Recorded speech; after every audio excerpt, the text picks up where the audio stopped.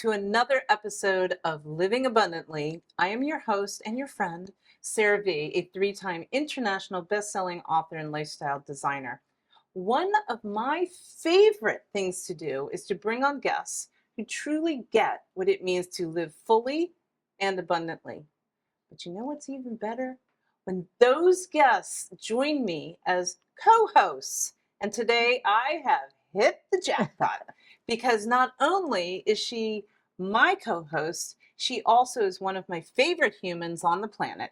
You know her, you love her. Dr. Deb is back, our resident expert in all things relationships and radical love.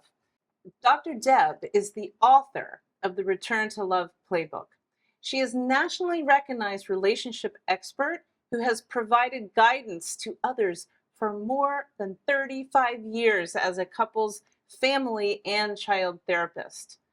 As always, oh my gosh, Hi, Sarah. Here we go again. Oh my goodness, I'm so excited to be here with you today. And this time we have risen up to co-host, so this is so exciting for me, so thank you. Yes, thank you so much for inviting me. Oh my I'm gosh. so thrilled and looking forward to the conversation. My pleasure. Yes. So I'm just going to jump right in. What have you been up to lately? Well, I've actually been running all over the country from coast to coast, literally, sometimes on Zoom, sometimes in person, bringing romance rescue tips from the book, and also now no-fight love tips. We've been no-fight love tips. Yes, we've been talking about how not to have destructive conflict. Yes. And so I've been doing a lot of that, and also starting a new book, which I think is going to be titled How to Make Love Every Day. Ooh. I mean, literally, just, you know. I'm not going to give away the plot line here, but it may not be what you think. Yes, But it's going to be a companion book to Return to Love Playbook. I love that. And, you know, also having fun and being social and even a date or two here or there at my age. We'll have to chat about that later. So thanks, Dr. Deb. You know, we'll have some really great guests. I know that we're going to have them today. So I can't wait for you to join with me. Yes. Thank you. We will be right back right after the break. Cast them away if they don't know who we are. My name is Sarah Vie from Living Abundantly with Sarah Vie. And I'm Dr. Deb Castaldo, today's co-host. So today we had kind of a diverse lineup of guests, and what would you say was something that captured your mind today? I think talking about radical transparency in life and overcoming addictions. That is such a huge issue in our culture, and I was so glad that we had a guest here. Well, there's not many people that are very comfortable being radically transparent. You know, we're either trying to hide something or we don't want to feel something. So I think encouraging us to be transparent is actually the most beautiful way to be authentic. And I think also we had a guest who is trying to find love at an older age. Yes. From Love Well, Hotel. that's your department. That, you know, people think at a certain age you're still looking for love or even to be sexual or attractive. And it's so beautiful to see 70, 80, 90, 100 years old. Who says you can't? Right. We still want love, and sexuality can last until you're no longer here. And beyond. Well, you're going to get arrested.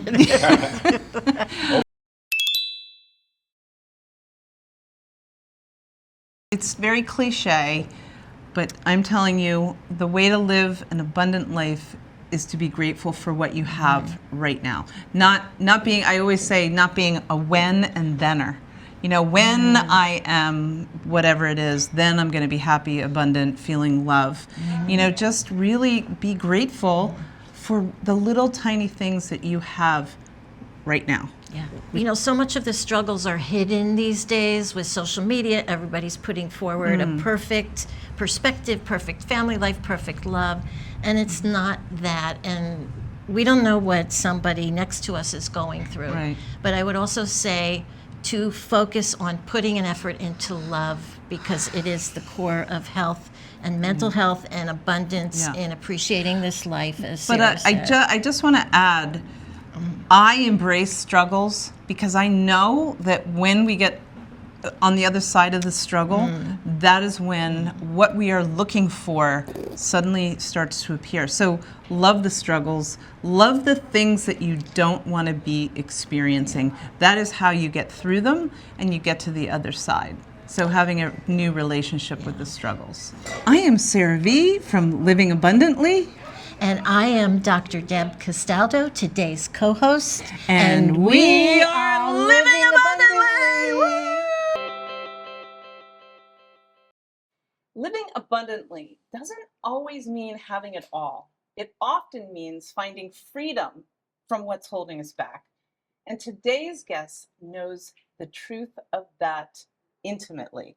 Dr. Adi Jaffe is the author of the national bestseller, Unhooked, Free Yourself from Addiction Forever. He's the founder of Ignited Recovery, once caught in the grip of addiction himself, with a path that nearly led to decades in prison. Adi transformed his pain into purpose, earning a PhD in psychology from UCLA and reshaping the conversation around recovery. So I'm going to take it here and welcome you officially to the show. What an important topic. Yeah, thank you so much for having me. By the way, my life spoken by you two sounds much, much more exciting than it was to live through it sometimes. So thank you for that. You're welcome. That was great. Yeah, so sometimes we only see others when, we have, let's say, risen, not in a biblical way, but, risen to their success. And, we don't really see the struggles that got them there. I'm fascinated with the struggles. Yeah. Yeah, amen. What I'm reading into what you're saying, Sarah, which is so beautiful, is we look at other people's success and we think we understand what it means to live there. This show is all about abundance. We look at others' abundance, we compare it to ourselves, and that comparison lacks perspective. We don't really understand what they're going through. And I work with so many clients. I mean, I've worked with celebrities, musicians, I've traveled the world with people who have what everybody else would call abundance, but are deeply miserable. They wake up early in the morning, they have to start popping pills and drinking, or they're addicted to other compulsive habits. Some are addicted to their job because their life doesn't feel that good. But all of that is the inner abundance. That this is what the show is all about, is finding the inner abundance. Yeah. Adi, I do a lot of work with couples, and I know shame is one of the biggest issues. I work with men especially. Shame is one of the strongest energies to hold us back from, I think, our authenticity and our greatness and our abundant selves. I know you talk about breaking free from shame in your book, Unhooked. How did your own journey inform this approach about shame? And if you can also tell us how others can start to deal with breaking the cycle of shame for themselves. Yeah, thank you for that question. Look, shame is the idea that there's something wrong with me. Not that I did something wrong, not that I'm not where I'm supposed to be, that I'm not the person I'm supposed to be, right? And it's again a comparison. Our comparison to others and our sense of failure, internal lack of value makes us feel like we're worthless. And we walk around with that energy. I think in almost all the clients I've worked with, the feeling of shame is central to why they can't live an abundant life, a full life. A lot of that is around hiding. And so one of the things that I found in my own story, and I talk about this a little bit in the book, is when I started being able to own the reality of my life, even though it was terrible. I know we're going to talk about a rock bottom potentially later, but my life objectively was not great. I was facing 15, 18 years in prison. I was in a rehab. I lost all my money. All my stuff. Was living essentially, when I got kicked out of that rehab for using, because I had an addiction problem, I was essentially living in my car and on people's couches. But the shift happened the moment I was actually honest and transparent. At the time, I was with my dad and my parents. But I had to start taking accountability and knowing that even though I'm here right now, if I own where I am and I'm willing to do the work that it takes, I can have an entirely different life. You've touched on it a little bit, but you talk about radical transparency. I love that. I love that term. And, you talk about it in your book. Can you explain, briefly what that concept, Sure. is and how it unlocks, your healing? Yeah. When my wife and I started using that with couples that we were working with, we thought we were original. We found out it's been used previously. I mean, Ray Dalio used it for his work in his companies. But the idea is to go beyond honesty, right? Mhm. Honesty is if somebody asks you a question, you tell them the truth. Right. Transparency is you tell people the information they need to know, even if they don't know the question to ask. Mhm. And what I found is so many of the people, back to the negative thought that you were Mhm. talking about before, right, as a pattern, so many people that I work with have an endless reservoir of things they're hiding from others. Mm. And when you're doing that, it's just impossible to be present. You just can't. And some people paying attention and listening right now know what I'm talking about. It can be a little lie you told this friend about where you were 6 months ago because you didn't want to say no to coming to their party. Well, there's some shame in that. You may have guilt and shame. You may just, this has now created a barrier in your relationship with this person, right? Because you're trying to make sure that they don't find out. I see this in my clients all the time. Transparency, by the way, empathetic transparency does not mean it's free reign to just be an a-hole to everybody that you meet. That's not what we're talking about here. Right. But knowing how to deal with that in relationship, being honest and transparent with those that you love pays huge Yeah. dividends. Well, you're really speaking our language here, absolutely. and we love all of what you're talking about. Authenticity and transparency, I think, really dovetails with abundant Oh, living. amen. What would be an abundant word or phrase that describes your life today? With this, let me add, with this Yeah. radical Yes. transparency. I think gratitude. Yes. Um, I developed a gratitude practice over the last 12 years, and I think that's part of what allowed me to create a pretty massive shift towards abundance, by the way, but Yeah. psychological and physical abundance, right? Um, Before, I was one of those people who, even if things were 95% great, I'm focusing on the 5% that aren't working out. That's human nature. Yeah. Well, I've had to sort of, I'm not going to say train that away from myself, but gratitude has allowed me to see the abundance that's already in my life, which has then opened me up to so much They more. go together. I love ending on that. So thank you so much for sharing Yes. this. This has been so enlightening. I love hearing this. So thank you for Thank being you. on the show. Thank you so much for having me on. Very powerful. And we will be right back. So don't go away. My name is Dr. Adi Jaffe. I'm the author of the books Unhooked and The Abstinence Myth. Yeah, it was great. I mean, being on the show, Sarah and her co-host really understand this concept of all of your power coming from within and having to change the perspective, the way you look at life in order to get different outcomes. So I loved it. It was great.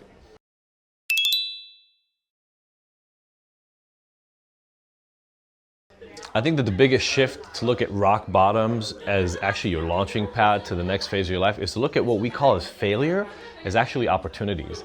We know from psychology, you learn the most when things don't work out, when we normally call them failures. So when you start looking at every failure as an opportunity to grow, every rock bottom, every new bottom that you hit is actually a launching pad to the next phase of your life. So we actually got to this question about how behavior impacts results in the end of the interview. So watch that. And the main point that I try to make is this. A lot of people come to me and tell me, well, I'm just this kind of a person. I'm an anxious person. I'm a depressed person. Like I said in the interview, I used to struggle with victimhood and looking at the negative side, right? The empty part of the glass. Well, you can practice all of that. It's up to us to stop believing that the kind of person we are right now is the person we're going to be forever.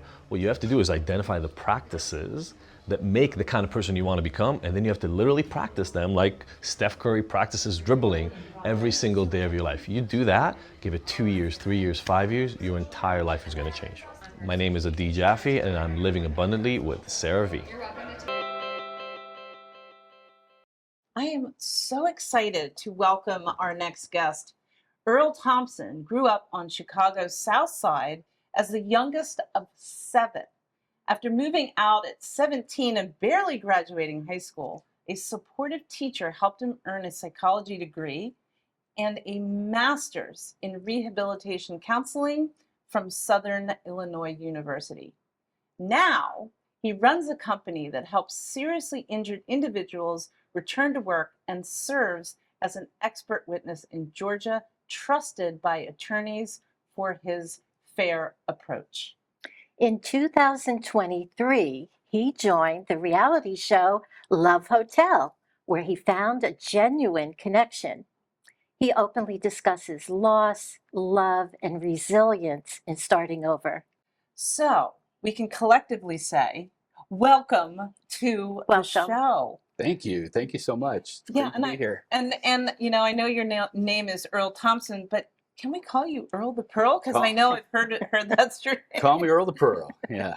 Awesome. So how did your psychology degree help you on this show, The Love Hotel? We were talking about it a little before we went Right. on air. Yeah, it helped me with the dynamics of different relationships and what was going on the show. So I'm a really good listener. When I talk to someone, I'm looking in their eyes, and I know how to be quiet while they're talking, and also take accountability if I had something to do with some type of disagreement, and then knowing how to de-escalate it. That's definitely a characteristic of a catch, like for a man to be able to I do was that. just going to say that those skills, you know, listening, authenticity, taking responsibility, Yeah. as you just said, Yeah. those are critical relationship skills.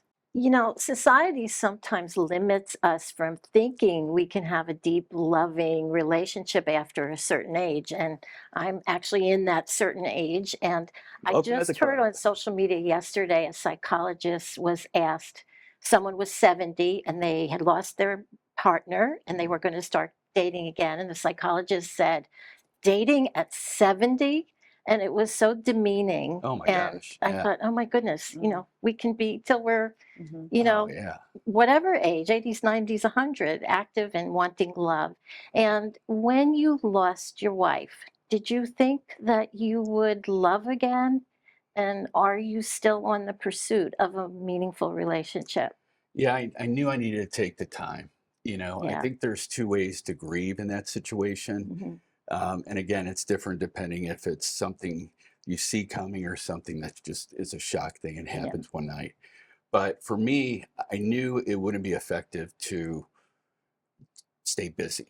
Mm. I knew I had to lean into the pain. All my clients were cool with it. I didn't work for like 6 months.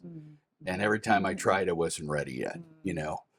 And then after that, it started getting lighter. And then there was some anger there and then some guilt, a lot of emotions that I didn't go often enough. I thought she'd make it. And so it came to a point where finally I started to forgive myself and realize it's nobody's fault. But I was so lucky that that gift, she coming in my life, it truly was a gift that nobody else got to have. And that really changed my whole perspective on it. And I really started to heal after that. But kudos to you to even feel all those emotions coming up. So amazing. So what would you say is one like abundant word or phrase that kind of describes your life right now?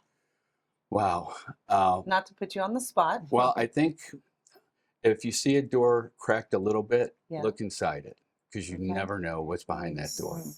Earl, thank you so much for coming in and sharing your story. We really, really appreciate it. Well, you're very welcome. thank Great you. meeting both of Thank you. you so Thanks for much. having me. We will be right back in a moment.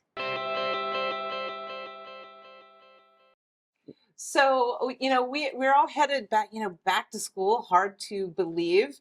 And we say goodbye to the lazy summer.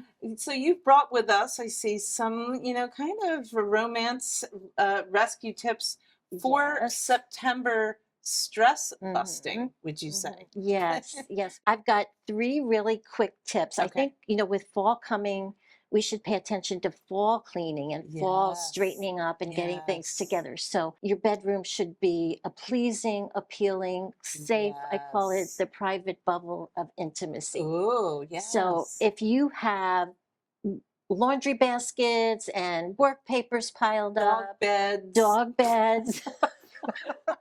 And I was just going to say, dog and pet toys. Oh, do not let them come in the bedroom. Squeakers are not very romantic. No, and we also don't want the toys getting mixed up with your toys. Oh, my God.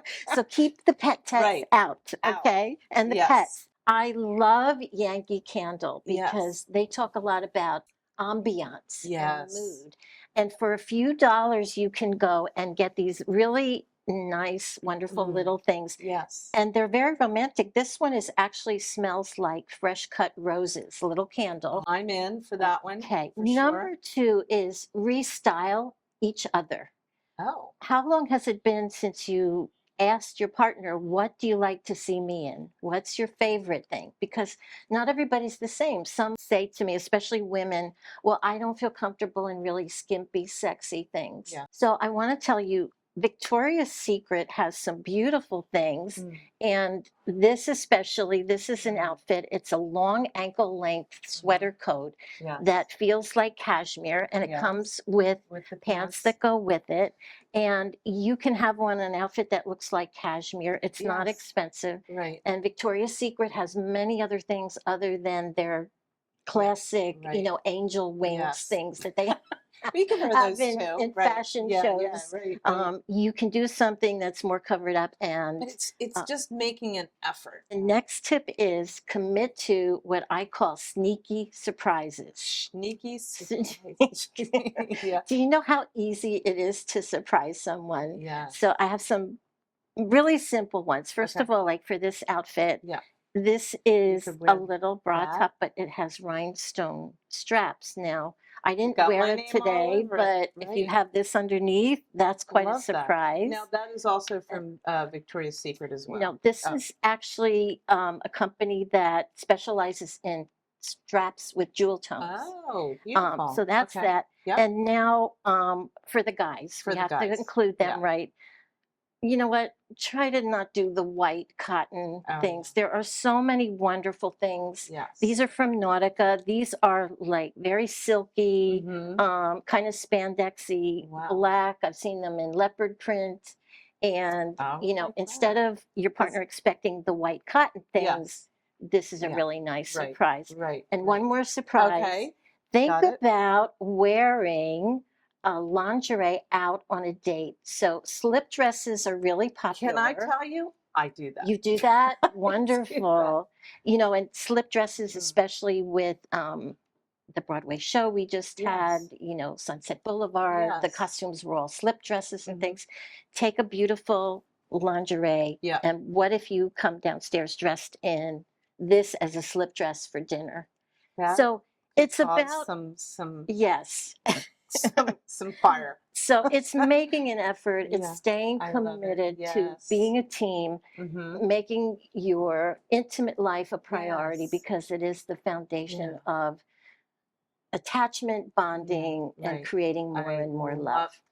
Fabulous. So basically, no holy boxers. No, no, we want Yes. nice things that are going to be And appealing. it makes you feel so good when you do. Yes. So thank you, as always, for your lovely tips. Thank you so much. My pleasure. Stay with us. We will return in a minute.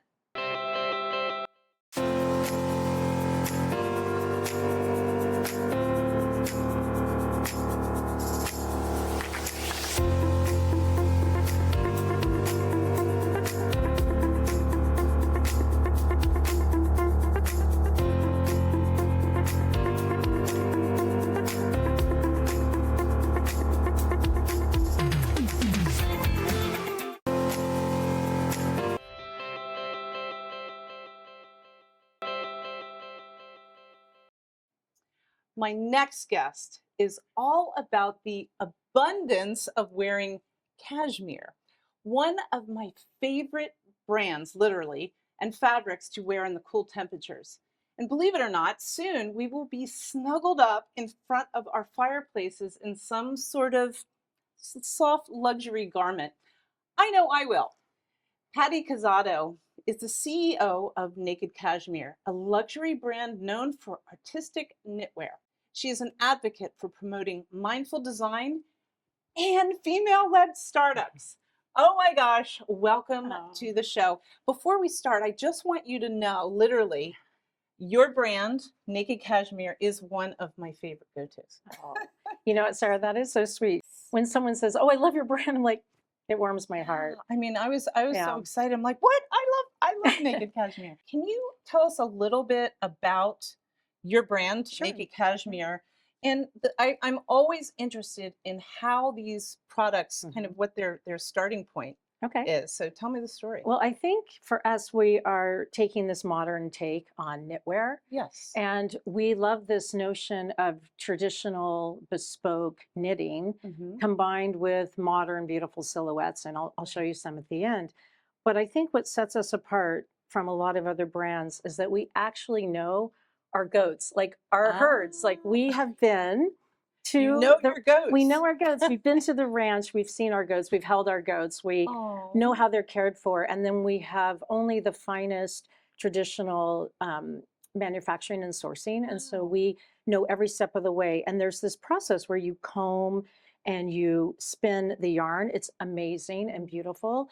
But the only way you can get this beautiful ecru color that you see in front of us, which is almost like a winter white, is by using these prized breed goats that we use out of Inner Mongolia. We believe in innovation. So what you see on the very end is that we innovated this brush cashmere. So a lot of times when you see really fluffy, long fibers, you will see that from Angora or mohair, which, you know, when you put on your body, it's quite itchy and doesn't feel great. Yes. This is pure cashmere put through Japanese machinery.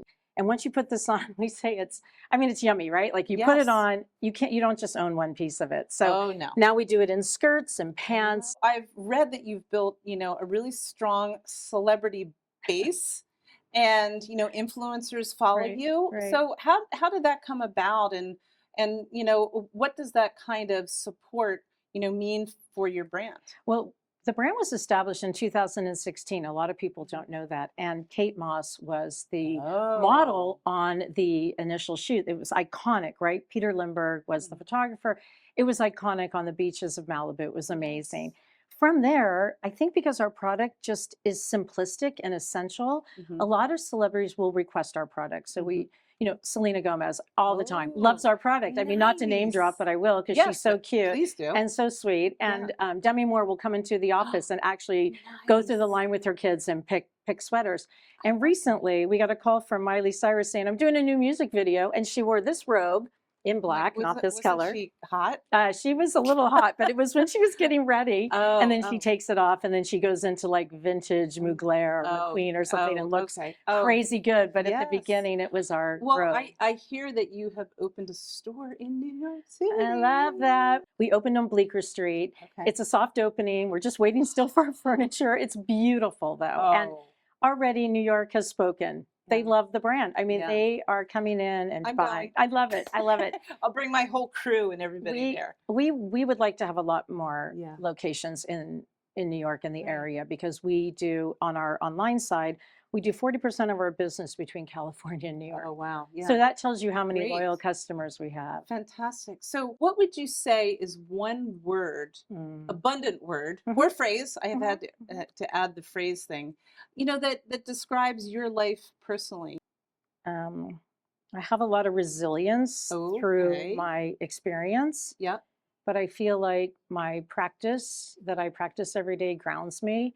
But it's really my intuition. If I had to pick one word, I'm really led by. I would say resilient, like or optimism. You know, I mean, for me, it's really about being led by your creative intuition and trusting that the world will respond. And you can tell the difference. Well, thank you so much. Oh my gosh.